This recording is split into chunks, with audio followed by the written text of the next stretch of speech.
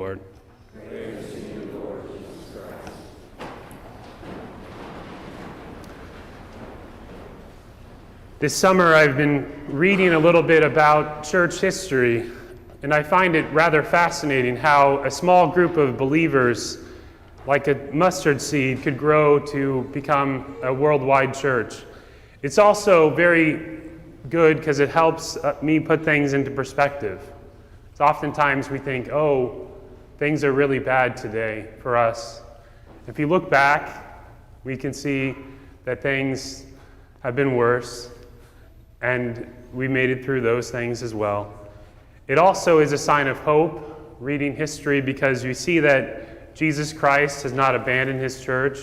He will not abandon his church, and that the Holy Spirit continues to guide us into all truth. But reading it, you can see that there's a golden thread that runs through it all, and that is the history of the office of St. Peter, or what we call the papacy. We've had popes for the last 20 centuries, many very good, some very bad, most of them in between. And so today I just want to talk a little bit about this office based on this conversation between Jesus and St. Peter. So Jesus changes the name of Simon. And anytime God changes someone's name, it is always momentous. Abram becomes Abraham, Jacob becomes Israel, Saul becomes Paul, and it always signifies what their mission is going to be. And so Simon becomes Peter, which means rock, because Jesus says, on this rock I will build my church. That after Christ himself, Peter is to be the chief foundation stone of the church. On his own, he is really nothing and pretty weak, but with Christ, he is very solid. And so like a wise builder, Jesus set the house of his church not on sand, but on a firm rock, so that when the storms and the floods come, it will not be washed away. And so that's oftentimes where we leave it. Peter is the rock. But if we go on, there are things that Jesus says that are more important, like this image of the keys. So when we think about Peter and the keys to heaven, oftentimes we think of jokes or comics that we've seen. And I know a few good ones if you want me to tell you later. But that's what we think of. We think of, oh, Peter's the guy that lets everyone into heaven. But the reality is way better. And to understand it, we have to go back to our first reading today, which is Isaiah chapter 22, where we hear about this office in the kingdom of David that is right beneath the kingship. They call it the master of the palace, or in our modern terms, we might call it the prime minister. So there's a man named Shebna who is the prime minister. And the Lord reveals that he will take that office away from Shebna and give it to this Eliakim. And there we hear again this image of the keys. So what does this mean? Well, if you were going to go on a vacation, you might give your keys to your house to someone you trust. And then they would take responsibility of making sure nothing happened. You entrust them this authority. And so the king entrusted the prime minister with his full royal authority.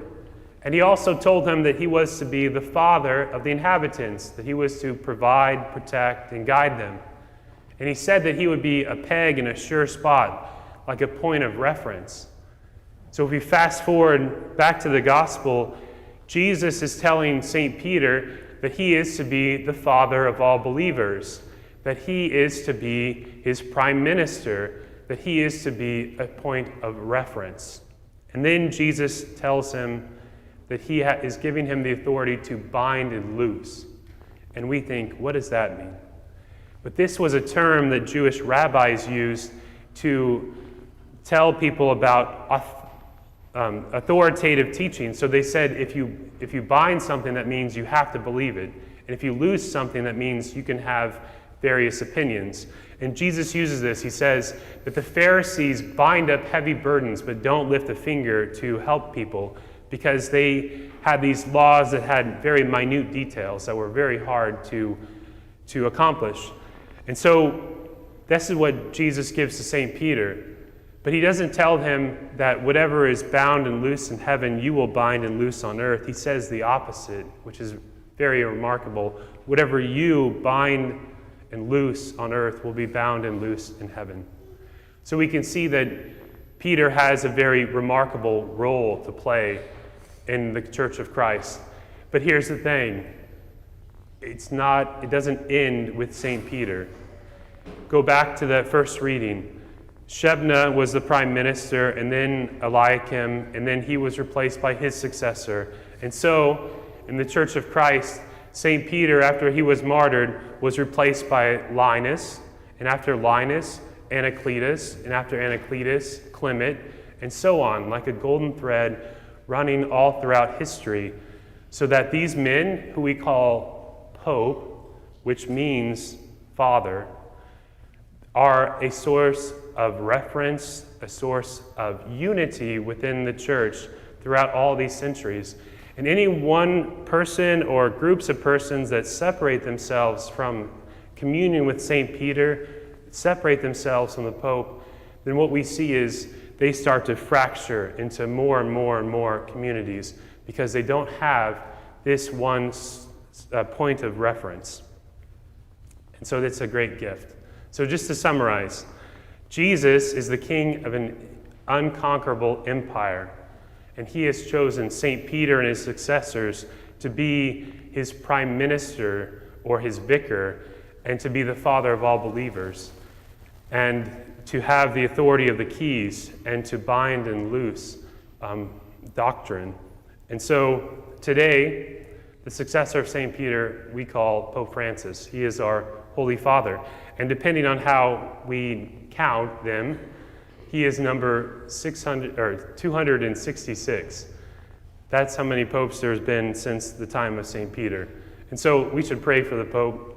He has the duty of shepherding over 1 billion Catholics worldwide, and that is not a task that anyone would want to have.